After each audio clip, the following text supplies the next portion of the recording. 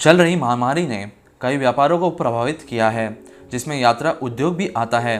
और यदि यात्रा उद्योग में काम कर रहे हैं तो आपकी आमदनी का पूरा आधार समाप्त हो गया है।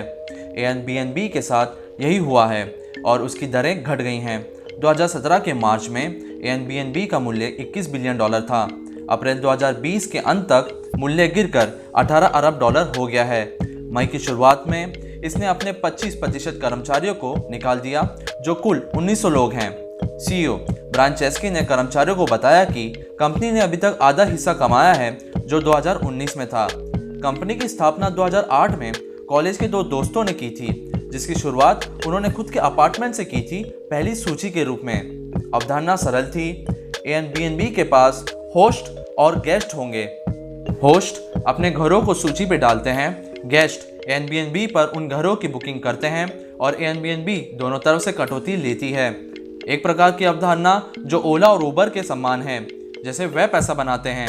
फिर कंपनी जल्दी से बड़ी हो गई और आज इस पे दुनिया भर में 7 मिलियन से अधिक लिस्टिंग है। जनवरी 2020 में 50 मिलियन लोगों ने एयरबीएनबी की वेबसाइट का दौरा किया। आज एयरबीएनबी में कमरों की संख्या से या रातों की संख्या जो इस पे बुक होती हैं, उसके द्वारा यह हॉस्पिटैलिटी उद्योग में अब तक का सबसे बड़ा ऑपरेटर है। कोई भी होटल कंपनी इसकी प्रतिस्पर्धा नहीं कर सकती है, लेकिन यह महामारी एयरबीएनबी की सबसे बड़ी चुनौती साबित हो रही है। परंतु कंपनी रद्दीकरण और भरपाई से जूझ रही है और एयरबीएनबी ने घोषणा की है कि यह ग्राहकों का पैसा वापस कर देगी जिनका आरक्षण एक निश्चित समय सीमा के भीतर गिर गया है।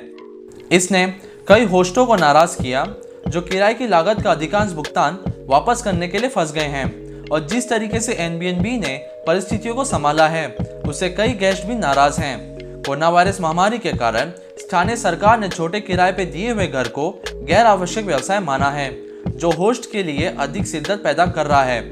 और अगर वे नियम तोड़ने की कोशिश करते हैं तो वे कानून का सामना कर सकते हैं। ऐसी अफवाह थी कि एयरबीएनबी पब्लिक होगी। निश्चित रूप से इस प्रकार के वातावरण में इसे प्राप्त करना बहुत मुश्किल है। महामारी के रूप में अधिक रद्दीकरण के खतरे के साथ यात्रा उद्योग, गेस्ट, होस्ट और निवेशकों को यह पूछना पड़ रहा है कि एयरबीएनबी कोरोना वायरस महामारी के बाद कैसा दिखेगा। यह कंपनी पूरी तरह से जीवित रहेगी या नहीं। एयरबीएनबी ने यात्रा उद्योग में एक नई परिभाषा लाई, क्योंकि इसने छोटे किराए के माध्यम से लोकप्रियता हासिल की। दूसरी ओर एयरबीएनबी के पास यूएसए और कई अन्य बाजारों में एक भी प्रतियोगी नहीं है। हालांकि यह यात्रा उद्योग का लीडर बन गया है, लेकिन इसका रिकॉर्ड इतना भी साफ नहीं है। कंपनी किराए की कीमतों को बढ़ाने और प्रमुख शहरों में घरों की कमी में योगदान देने के मुद्दों का सामना कर रही है। इसके साथ साथ नस्लीय भेदभाव, अवैध लिस्टिंग, जासूसी कैमरे का उपयोग करने वाले होस्ट, कभी कभी घातक घर पार्टियों और अनावश्यक फीस के लिए इसकी आलोचना की गई है। इन समस्याओं के बावजूद एयरबीएनबी अच्छा काम कर रहा था। सूत्रों के अनुसार एयरबीएनबी वास्तव में 2017 और 2018 में लाभदायक था। वे बाजार की मजबूत स्थिति का आनंद ले रहे थे।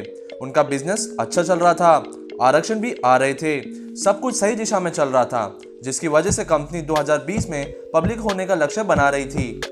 और फिर दुर्घटना हो गई।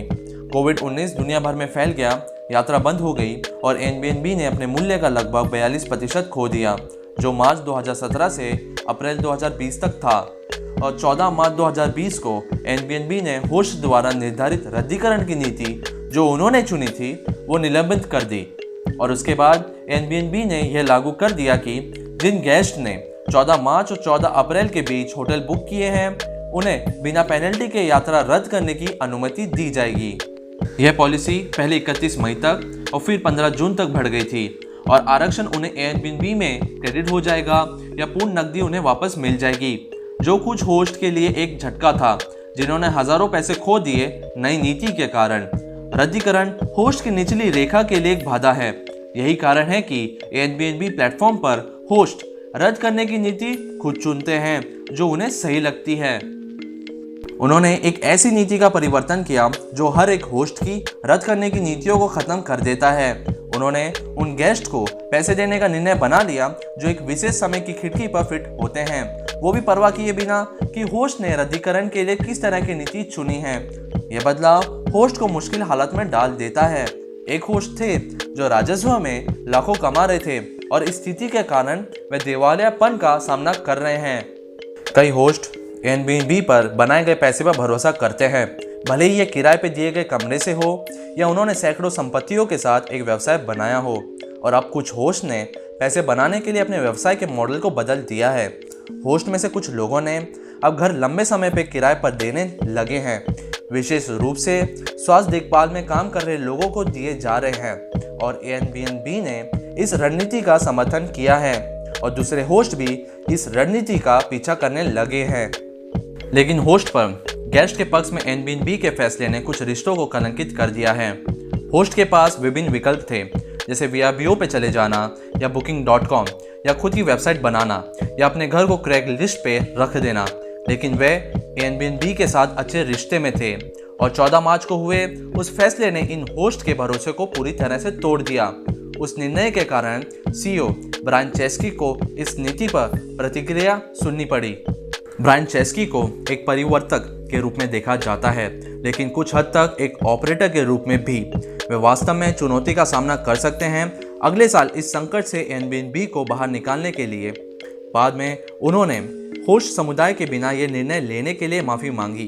जवाब में कंपनी ने संघर्षित होस्ट के लिए $250 मिलियन का फंड बनाया, लेकिन ये बात साफ नहीं की कि होस्ट की कितनी मदद की जाएगी और कई होस्ट अभी भी रद्दीकरण की लागत से जूझ रहे हैं।